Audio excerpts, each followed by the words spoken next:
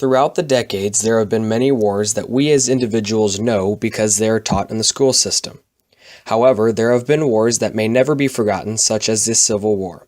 In today's society, this particular war is known to be the bloodiest war in American history, and that is taught in all schools across the country.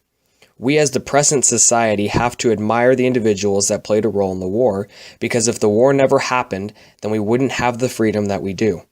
In addition, the Civil War changed how we live our society today, such as everybody having rights and equality.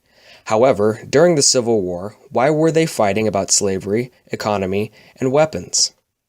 It is commonly known that the major cause of the Civil War was slavery, but few realize that slavery was the biggest economic reason for the Civil War. The agricultural South used slaves to work their fields because they were cheap and could maximize their profits.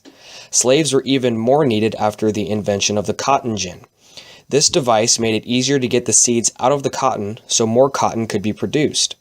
At this time, the South was selling its cotton to both the manufacturing North and England for textile production. The North wanted to raise national tariffs, making prices higher on imported goods so people would buy American-made goods.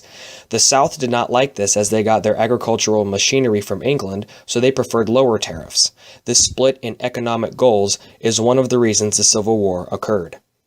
The American Civil War was fought with the most scientifically advanced weapons made to date. The war between the Union and Confederacy divided America into two sides of North and South. The weapons used to fight the war were mainly rifles and handguns. Swords were used in close quarters combat, but after the invention of the rifle, wars were fought from a longer distance. An average soldier carried a hunting rifle and a sword. Soldiers carried a handgun for close combat. Every soldier had a weapon, but how many or which weapon depended on their rank and availability. Slavery is a very popular topic in history, especially when it comes to the Civil War.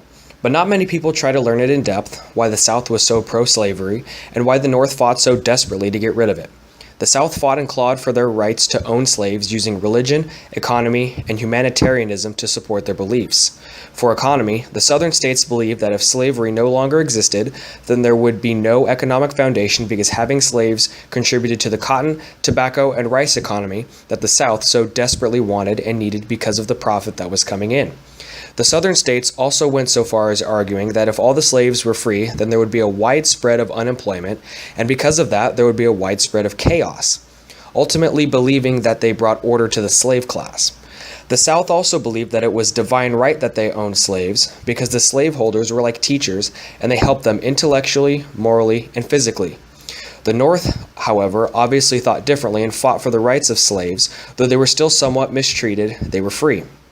Many opportunities came for blacks in the North, for example, fighting in the Union Army for the freedom of all.